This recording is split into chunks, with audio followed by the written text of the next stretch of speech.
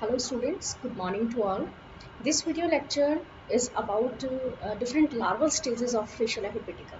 इससे पहले हमने 3 वीडियोस जो है वो देखे, उसके थ्रू हमने Fasciola hepatica की मॉर्फोलॉजी, उसके different systems like digestive system, reproductive system, excretory system, nervous system in और इसकी जो भी सिस्टमिक पोजीशन है उसके बारे में हमने स्टडी किया. सो रिप्रोडक्टिव सिस्टम को समझने के बाद अब हम इसके जो भी लार्वल स्टेजेस हैं उसके बारे में स्टडी करेंगे.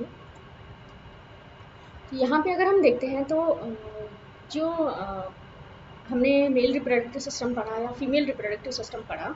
फीमेल रिप्रोडक्टिव सिस्टम के बारे में हमने फर्टिलाइजेशन देखा, क्लीवेज तक का प्रोपोर्शन देखा कि डेवलपमेंट जो है वो जो इनका प्राइमरी होस्ट है शी उसकी बॉडी में स्टार्ट होता है, लेकिन एक सर्टेन एज के बाद जो डेवलपमेंटल प्रोसेस है वो किसी भी होस्ट की बॉडी में नहीं हो सकता. उसके लिए पर्टिकुलर टेम्परेचर, पीएच और ह्यूमिडिटी की रिक्वायरमेंट होती है. तो जब जो लार्वा है वो जब प्राइमरी होस्ट की बॉडी से बाहर निकलता है और वाटर में, फ्रेश वाटर में जब ये जाते हैं तो यहाँ पे पर्टिकुलर इन्वायरमेंटल कंडीशंस होने पर इनमें आगे का डेवलपमेंटल प्रोसेस होता है. तो फर्स्ट लार्वल स्टेज जो कि आपके फेशियल में के लाइफ में होती है that is the miracidium larva. Miracidium larva का अगर हम स्ट्रक्चर देखते हैं तो ये आपके एक्सटर्नल और इंटरनल स्ट्रक्चर दोनों यहाँ पे शो की हुई हैं. तो miracidium larva is a minute oval and elongated free swimming stage. It is covered with ciliated epidermal cells lying in the 5 rings. This is very important structure aspect related with the Miracidium larva. Miracidium larva कैसा है आपका? Free swimming stage है, ठीक है, किसी भी host की body में नहीं है, फ्री स्विमिंग स्टेज है. तो फ्रीली जब है किसी भी एनिमल बॉडी में नहीं है तो इसमें जो पैरासिटिक अडेप्टेशन हम पढ़ते हैं वो यहाँ पे आपको दिखाई नहीं देंगे, ठीक है. यहाँ पे सीलियाज प्रेजेंट होते हैं, सीलिएटेड एपिथेलियम प्रेजेंट होती है. तो सीलिया की वजह से क्या होता है, इसमें मूवमेंट होती है. दूसरा आप यहाँ पे देखेंगे सेंस ऑर्गन्स प्रेजेंट होते हैं, जबकि हम एंडोपेरासिटिक लाइफ में देखते हैं कि सेंस ऑर्गन्स बहुत ही कम होते हैं, सेंस ऑर्गन्स इवन एब्सेंट होते हैं, ब्रेन हाईली रिड्यूस्ड फॉर्म में प्रेजेंट होता है. लेकिन आप यहाँ पे सेंस ऑर्गन्स को देखेंगे, इसके अलावा बहुत सारे ऐसे ऑर्गन्स देखेंगे, अदर एडिशनल ऑर्गन्स जो इसकी इस फ्री स्विमिंग लाइफ को सपोर्ट करते हैं. तो फर्स्ट एक्चुअली एक्सटर्नली अगर हम इसकी बॉडी देखते हैं तो रिंग्स में डेवलप्ड होती हैं और रिंग्स में प्लेट्स होती हैं. तो नंबर ऑफ प्लेट्स जो है वो अलग अलग होते हैं. लाइक फर्स्ट रिंग में 6 प्लेट्स होती हैं. Out of this 2 dorsal, 2 lateral and 2 ventral. Second ring has again 6 plates, 3 dorsal and 3 ventral. Third ring has 3 plates, 1 dorsal and 2 ventrolateral. Fourth ring has 4 plates, 2 right and 2 left. And the fifth ring has 2 plates, 1 left and 1 right. तो ये different plates के through बना हुआ है. आपको इसको बहुत ज़्यादा आप इस पर फोकस ना करें, क्योंकि आप सिर्फ मिरासीडियम लार्वा अगर आपको पूछा जाता है तो आप इसका एक्सटर्नल स्ट्रक्चर दिखाएंगे, अदरवाइज आपका इंटरनल स्ट्रक्चर जो इसकी स्पेशलिटी होती है हम उसको शो करेंगे. आप सिर्फ इतना लिख सकते हैं. डिपेंड करता है आपका क्वेश्चन कैसा है. अगर आपको सिर्फ मिरासीडियम लार्वा पूछा तो आपको सब कुछ पता होना चाहिए, लेकिन अगर आपसे इन जनरल लाइफ साइकिल या इन जनरल लार्वल स्टेजेस के बारे में पूछा जाता है तो आपको इतना ज़्यादा प्लेट्स के बारे में बताने की ज़रूरत नहीं होती है. आप सिर्फ इसका इंटरनल स्ट्रक्चर को एक्सप्लेन करेंगे. सब epidermal musculature consisting of outer circular inner longitudinal fibres.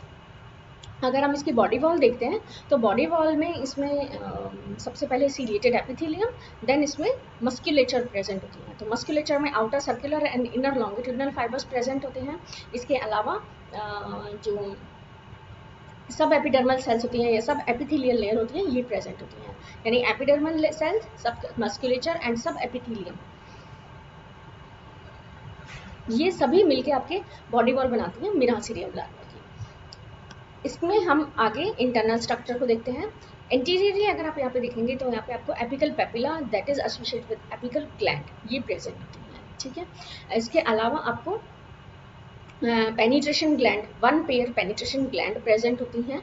इसके अलावा आईज प्रेजेंट होती हैं, एक्स शेप्ड आई प्रेजेंट होती हैं और लार्ज ब्रेन प्रेजेंट होता है जिसमें कि आपको एसोसिएटेड नर्व फाइबर्स दिखाई देते हैं. तो ये जो जितने भी स्ट्रक्चर हैं लाइक सीलेटेड एपिथेलियम की प्रेजेंस होना या एपिकल ग्लैंड, पेनिट्रेशन ग्लैंड का प्रेजेंट होना, ब्रेन का प्रेजेंट होना, आईज का प्रेजेंट होना, ये सब क्या है इसकी फ्री स्विमिंग लाइफ को सपोर्ट करने वाली स्ट्रक्चर्स हैं.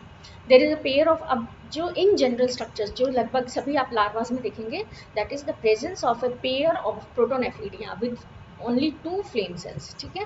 एक पेयर प्रोटोनेफ्रिडिया प्रेजेंट होता है जिसमें सिर्फ 2 फ्लेम सेल्स प्रेजेंट होती हैं by 2 separate excretory pores or nephridiopores situated laterally in the posterior half of the body। तो ये बॉडी के posterior region में प्रेजेंट होंगे। आप यहाँ पे क्लियरली देख सकते हैं 2 जो है फ्लेम सेल्स आपको नजर आ रही हैं। Towards the posterior end some propagatory cells or germ cells, some of which may be divided to form germ balls which are developing embryo, ठीक है। तो इसमें कुछ जर्म बॉल्स या जर्म सेल्स भी प्रेजेंट होती है। This is a unique character that is associated with the Fasciola हिपेटिका, कि आपको लार्वा में जर्म सेल्स दिखाई दे रही हैं, ठीक है। बाकी आप लार्वल स्टेजेस को देखेंगे वहाँ पे आपको जर्म सेल्स नजर नहीं आती है, ठीक है। तो यहाँ पे आप जितने भी लार्वास देखेंगे उन सब में क्या है, आपको germ cells within larva present है। This is an example of पार्थेनोजेनेटिकली हम कह सकते हैं कि लार्वल सेल्स में जो जर्म बॉल सेल्स रह गई थी वो फिर मल्टीप्लाई होकर के डिफरेंट जर्म बॉल सेल्स का निर्माण का फॉर्मेशन करती हैं और फिर फर्दर ये जो है लार्वल स्टेजेस को भी बनाते हैं। ये हम आगे की स्लाइड्स में देखेंगे। मिरासीडियम लार्वा जो है ये आपका कैसा होता है, फीडिंग नहीं करता है, ये सिर्फ एक्टिवली स्विम करता है। जो भी फीडिंग होती है, जो भी एनर्जी होती है, वो हिस्टोलाइसिस प्रोसेस जो भी बॉडी के अंदर ऑलरेडी स्टोर्ड फूड होता है, या ये जो डीजनरेशन चल रहा होता है, एक लार्वल स्टेज से दूसरी लार्वल स्टेज में जा रहे होते हैं, या जो लार्वल स्ट्रक्चर्स आगे के लार्वल स्टेजेस जो हैं, लाइक इसके बाद में स्पोरोसिस्ट लार्वल स्टेज आती है, उसके लिए जो ज़रूरी नहीं होते उनका डीजनरेशन हो जाता है। तो इस डीजनरेशन प्रोसेस में जो भी एनर्जी रिलीज होती है उसको ये लोग लेते हैं। तो ये क्या होते हैं, डेस्परेटली वाटर में स्विम कर रहे होते हैं with the help of ciliated epithelium, और desperately they are looking for their host, but it dies in 8 hours unless it reach a suitable intermediate host, which is in some species amphibious snail or genus Limnaea or Planorbis। तो जिनका host है that is the Limnaea and Planorbis host होता है। ये जैसे ही पानी में जाते हैं, एनवायरमेंटल कंडीशंस सुटेबल होती हैं तो अपनी सीलिएटेड एपिथेलियम की वजह से मूव करते हैं और अपने स्नेल्स, अपने जो सेकेंडरी होस्ट है लाइक लिम्निया एंड प्लेनोर्बिस, उसको ये आइडेंटिफाई करते हैं। After getting a suitable host, miracidium adhere to it by its apical papilla। तो apical papilla is an attachment organ and enters the pulmonary sac of the snail, from where it penetrates into the body tissue and with the aid of penetration gland and finally reach to the snail's digestive gland। तो आप यहाँ पे देखेंगे apical papilla जो थी यहाँ पे, इसकी वजह से अटैचमेंट होता है। देन पेनिट्रेशन ग्लैंड्स क्या करती हैं, जो होस्ट के टिश्यूज होते हैं उसको डिजनरेट करने का काम करती हैं, पेनिट्रेट करने का काम करती हैं। तो पेनिट्रेशन साइट क्या है, pulmonary sac of the host, और इनका जो जहाँ पे डेवलपमेंट होता है that is the digestive gland of the host.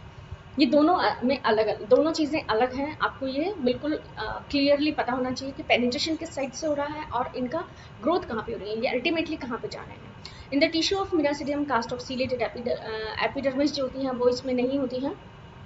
It loses its sense organ and it swells up and change its shape from to form a sporocyst. तो sporocyst का formation इसमें आगे की तरफ जो लार्वल स्टेज होती है, सेकेंड लार्वल स्टेज जो है उसमें इसका कन्वर्जन होता है। This is the structure of sporocyst larva. Sporocyst is an elongated germinal sac, ठीक है, covered with a thin cuticle below which are mesenchymal cells and some muscle cells. तो epidermal जो बॉडी वॉल की जो layer होती है वो सब सिमिलर होती है मिरासीडियम लार्वा के, except the presence of ciliated epithelium. Penetration gland, nerve tissues, apical papilla, eye spots, ये सब जो होते हैं वो मिरासीडियम लार्वा में जो प्रेजेंट होते हैं वो स्पोरोसिस्ट में नहीं होते हैं। इसके अलावा मिरासीडियम लार्वा में आपके ये सीलेटेड एपिथेलियम भी नहीं होती हैं। The hollow interior of the sporocyst has a pair of protonephridia which 2 flame cells. अब यहाँ पे क्या हुआ, फ्लेम सेल्स के नंबर धीरे धीरे बढ़ेंगे। वहाँ पे आपके 1 पेयर फ्लेम सेल्स थी, यहाँ पे आपके 2 पेयर फ्लेम सेल्स होंगे। Sporocyst move about in the host tissue and its germ cells develop into a third type of larva, radial larva। तो इसमें जो germ cells होती हैं आगे की स्टेज में डेवलप होता है, तो आगे की स्टेज में radial larva का डेवलपमेंट होता है। The radial larva pass out of the sporocyst by rupture of its body wall into the snail tissue with the aid of muscular collar and a ventral process, then redia migrate to the liver of the snail. तो ये यहाँ पे क्या होता है, इनमें movement की process भी प्रेजेंट रहती है। तो बॉडी के मस्कुलेचर जो भी मसल वॉल्स होती है उसकी वजह से इसमें मूवमेंट होती है। तो यहाँ पे थे ये डाइजेस्टिव ग्लैंड में, लेकिन डाइजेस्टिव ग्लैंड से माइग्रेट होकर कहाँ चले जाते हैं, लिवर में चले जाते हैं। यहाँ पे आप इम्पॉर्टेंट क्या देख रहे हैं, जर्म सेल्स के साथ साथ में नेक्स्ट जो लार्वल स्टेज है वो भी यहाँ पे प्रेजेंट है, यानी larva with in larval stage यहाँ पे आपको दिखाई दे रही है कि एक लार्वा में नेक्स्ट जो लार्वल स्टेज है वो यहाँ पे ऑलरेडी डेवलप हो चुकी है। नेक्स्ट स्टेज जो है ये रेडियल लार्वा स्टेज है। रेडियल लार्वा स्टेज जो है इज इलोंगेटेड स्टेज। यहाँ पे आपको दो स्ट्रक्चर्स नजर आती हैं, ventral process called lappets or proscula and near the posterior and birth pore near the anterior। तो यहाँ पे आप देख सकते हैं कि पोस्टीरियर रीजन में लैपेट्स जैसे स्ट्रक्चर प्रेजेंट होती है, जो कि एंटीरियर रीजन में कॉलर जैसे स्ट्रक्चर प्रेजेंट होती है, इसके साथ में बर्थ पोर नजर होता है। Body wall has a cuticle, mesenchyma and muscle cells, and near the anterior end, just in front of the birth pore, the muscles form a circular ridge, the collar used for the locomotion। तो यहाँ पे आपके जो body wall है उसमें same layers present होती है accept the chelated epithelium. इसके अलावा बर्थ पोर प्रेजेंट होता है, मसल सेल्स प्रेजेंट होती है, कॉलर जो होता है ये बेसिकली लोकोमोशन से रिलेटेड है।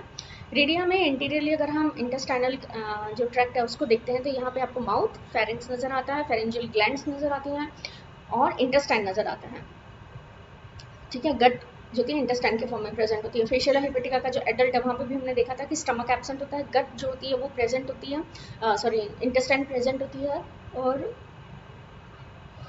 हाईली ब्रांच्ड कंडीशन में प्रेजेंट होती है। Germ cells of the redia give rise during. इसके अलावा यहाँ पे आप देख सकते हैं प्रोटोनेफ्रिडिया प्रेजेंट है। फ्लेम सेल्स के नंबर और भी ज़्यादा इंक्रीज हो जाते हैं क्योंकि जैसे जैसे ये बड़े होते हैं एक्सक्रीट मेटाबॉलिज्म बढ़ता है, मेटाबॉलिज्म बढ़ने की वजह से जो भी नाइट्रोजनस वेस्ट है उनका भी अमाउंट बढ़ता है और ये फिर इसी वजह से फ्लेम सेल्स के नंबर भी इंक्रीज होते हैं। Germ cells of the redia give rise to the, अब जो रेडियल लार्वा है इनसे रेडियल लार्वा बनेंगे या आगे की स्टेज बनेगी, ये डिपेंड करता है अवेलेबिलिटी ऑफ द फूड। तो समर सीजन जब होता है, जब फूड अमाउंट जो है काफ़ी अच्छी मात्रा में उनके पास प्रेजेंट होता है तो सेकेंड जनरेशन जो है उसका प्रोडक्शन होता है।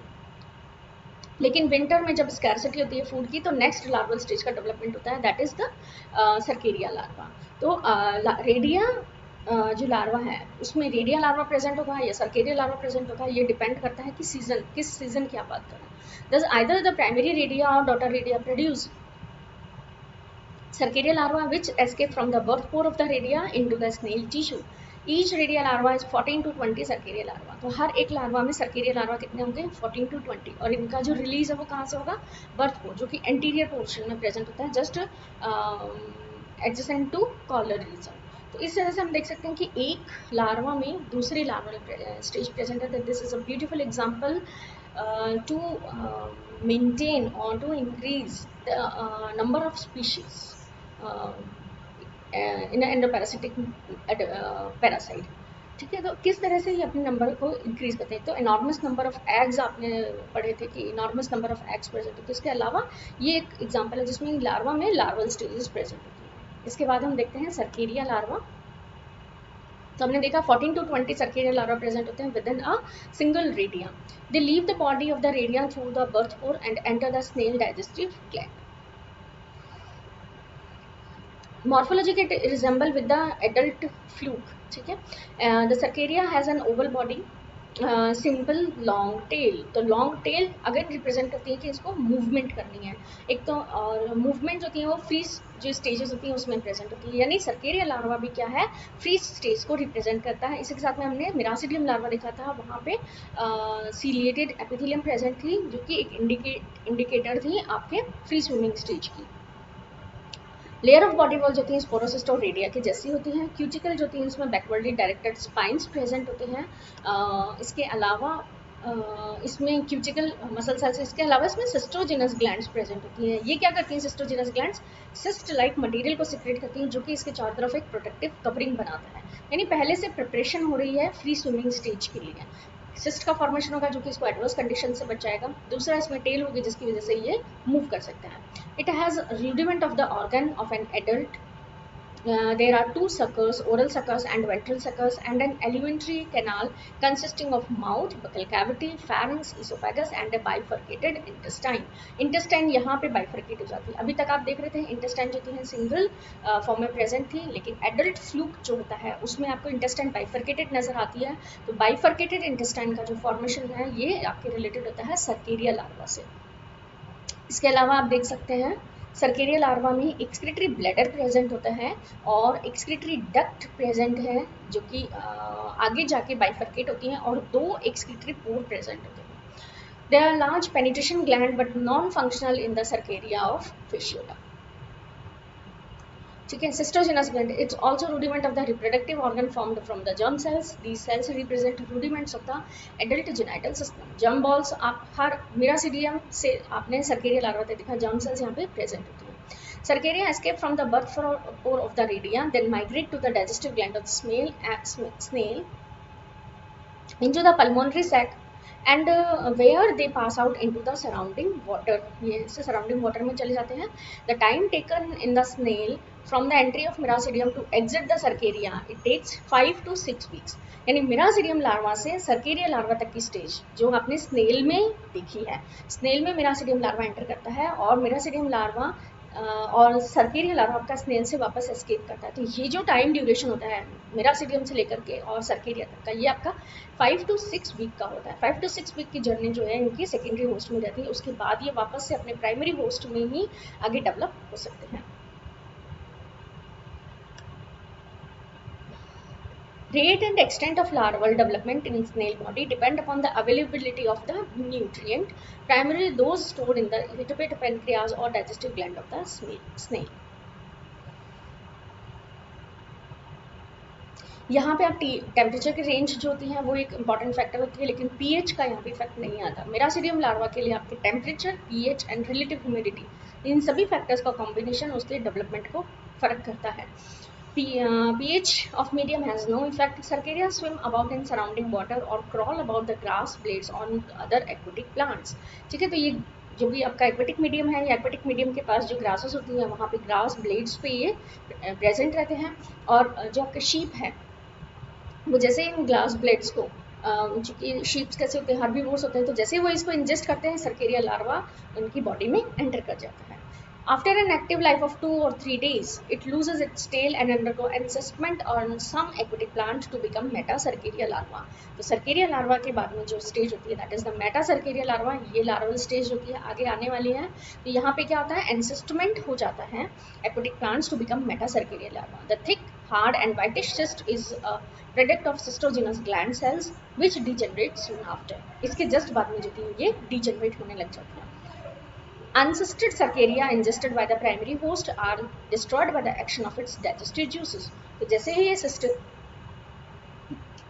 वाले जो लार्वा है इसको जैसे ही शीप इंजेस्ट करती है तो क्या होता है, ये सिस्ट जो होती है डाइजेस्टिव ग्लैंड्स के थ्रू डाइजेस्ट कर दी जाती है और जो नेक्स्ट लार्वल स्टेज होती है ये शीप में वापस से एंटर कर जाती है. Cercaria swim about in the water 2 to 3 days, then they lose their tails and get enclosed in a cyst secreted by the cystogenous gland. It has a rounded form, a thick hard cyst and a large number of flame cells. तो यहाँ पे अगर आप इसकी structure देखते हैं, hard cyst आपको नजर आ रही है, इसके अलावा इसमें बहुत सारी फ्लेम सेल्स नजर आ रही हैं. ठीक है. सिस्टोजेनस ग्लैंड्स जो होती हैं वो यहाँ पे एब्सेंट होती हैं. इसके अलावा टेल एब्सेंट होती है, ओरल सकर्स प्रेजेंट है, फेरेंक्स प्रेजेंट है, एसिटाबुलम सकर प्रेजेंट है, इंटेस्टाइन बाइफर्केटेड होती है, जेनाइटल रूडिमेंट्स प्रेजेंट होते हैं, एक्सक्रीटरी डक्ट प्रेजेंट होती है एंड एक्सक्रीटरी वेसिकल्स और ब्लैडर्स भी यहाँ पे प्रेजेंट रहते हैं. The various larval stages, Miracidium, Sporocyst, Radia and Cercaria are all formed in the same way from the germ cells which are set aside at the first division.